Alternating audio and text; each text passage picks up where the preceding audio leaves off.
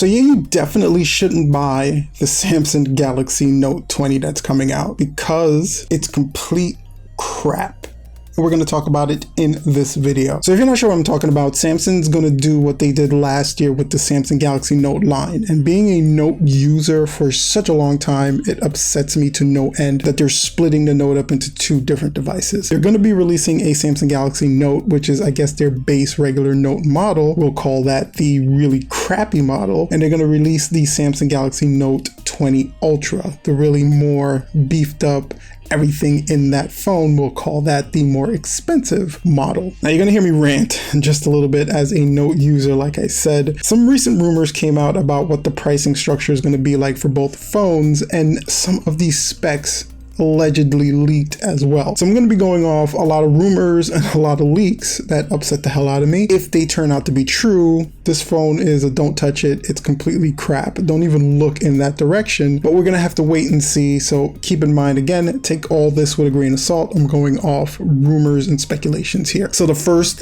big bomb speculation drop is that the phone itself is slated to be $999, so $1,000 for this Samsung Galaxy Note base model, which is not a big deal because all the other Notes were about $1,000 as well, and $1,300 for the Ultra, everything Samsung Galaxy Note phone. So you know that there's some compromises with the base model versus the Ultra model. It's just those compromises really make this phone a crappy phone overall, in my opinion. Right off the bat, you're getting a 6.7-inch Super AMOLED screen, but it's only going to be a 1080p resolution. And I actually have no problem with a 1080p resolution. I always say that resolution for some folks really don't matter, and for most folks they can't tell the difference anyway unless you're either directly comparing it to another phone, and your eyes eventually just get used to 1080p. And the majority of videos that are uploaded to YouTube, some of them are 4K, but most of them are 1080p, and people just watch it in 1080p anyway. It's easier to stream over your network, so I'm not really harping on the 1080p resolution, even though I think it shouldn't be a 1080p resolution for $1,000 phone, in my opinion. So my biggest gripe is that it's 60 Hz refresh rate. That can't be. You just can't have a 60 Hz refresh in 2020 on a new phone that's coming out. Even the OnePlus Nord, which is kind of a mid-range budget phone, is doing 90 Hz refresh. So Samsung should have kicked this up to 120, 90 Hz the minimum. I think this being 60 Hz is just them, again, finding a reason to make this phone crappier, so you go for the Samsung Galaxy Note 20 Ultra. And that brings me to the idea that this phone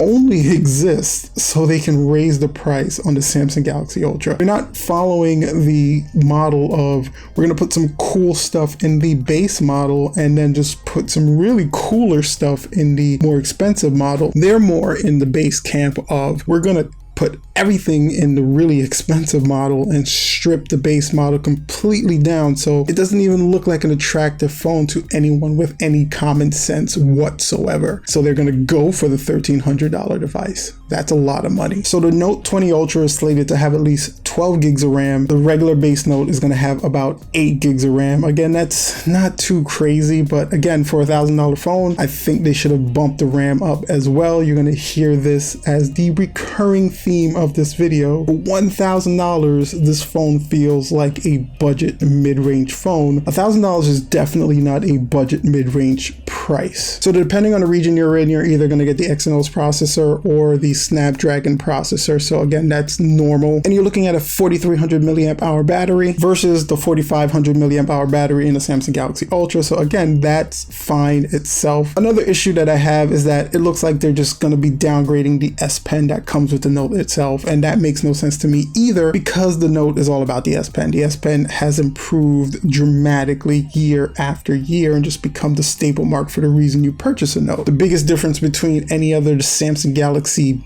brand phones or the Note is the S Pen. So it looks like what I was looking forward to the most in the Note this year, the low latency S Pen, will only be available if I spend $1,300, and that makes no sense. So that 9 millisecond low latency S Pen that makes you feel like you're just writing on a piece of paper that's on the table won't be on the table for anyone that doesn't spend $1,300. that's just really, really frustrating. And the camera set is going to be a downgrade from the Note Ultra as well. So you're looking at a 64 megapixel telephoto, 12 megapixel ultra wide, and 12 megapixel main shooter. Cameras are usually fine with Samsung. They do an alright job with cameras anyway, even on their budget devices. So I don't worry too much about what the camera quality is going to be like. I just see this phone's motto should be, we compromise on everything. It looks like Samsung kind of went into this wanting to give you a reason to spend $1,300 on your Samsung Galaxy Note Ultra, and that makes sense from a business standpoint, but it's definitely not consumer friendly. And for a person that's been a Note user for so long, there is no way I'm touching this $1,000 phone if any of these rumors are correct. And $1,300 just seems like so much money for me to spend on a smartphone. I don't know if I'm going to touch the Ultra either. That price tag just may have priced me out. So between this high price tag on this budget phone that you're trying to pitch for $1,000 and the extremely high price tag of the Samsung Galaxy Note 20 Ultra, it just may have completely gotten me out of the Note game altogether. And there's even rumors that the build quality on this thing is not going to be anywhere near as premium. They're probably going to be using last year's Gorilla Glass, and they're not going to be using full metal or aluminum. They're going to be using some plastic elements on it as well. It just really doesn't scream $1,000 phone to me. And I keep harping on that price because $1,000 is a lot of money to spend on a phone that doesn't stack up to other $1,000 phones that are available on the market. So when you really compartmentalize everything, you're looking at a crappier refresh rate, a crappier build quality, and a crappier S Pen. This just seems like a crappier phone that was strictly made for them to be able to raise the price on the Samsung Galaxy Note 20 Ultra. They can justify a $1,300 price tag because it has all the stuff that should have been in the phone that's $1,000. And again, I said I base all of this on rumors, so we're gonna have to wait for the Samsung Unpacked event to find out if all this is true. I have a strikingly terrible feeling that it is true. All this is gonna come to fruition, and I'm probably not going to buy a Note this year, but we'll see. But anyway, guys, I want to know what you guys think about all this information. Do you think that with all these downgrades, Samsung should be charging $1,000 for this phone? I have an inkling what you guys do think, but I definitely want to hear it. So go ahead and comment in the comment section down below. If you're a Note user and you want to sound off like I did in this video, comment in the comment section down below as well. And while you're down there, if you enjoyed the video, you know what to do. Go ahead and hit that like button because it tells YouTube that this was a good video, and hitting that subscribe button lets us know that this was a good video. With that bell for notification, that bell's actually pretty important because it's the only way you guys are going to know when we release some cool, helpful content like this one. Until next time, guys, I'm going to share some more information about the Samsung Galaxy Note 20. You can check out that video here. And this is something that YouTube believes you enjoy watching. Guys, again, thank you so much for checking out this video. Don't buy this phone. And until I see you next time, make sure to stay safe and peace out.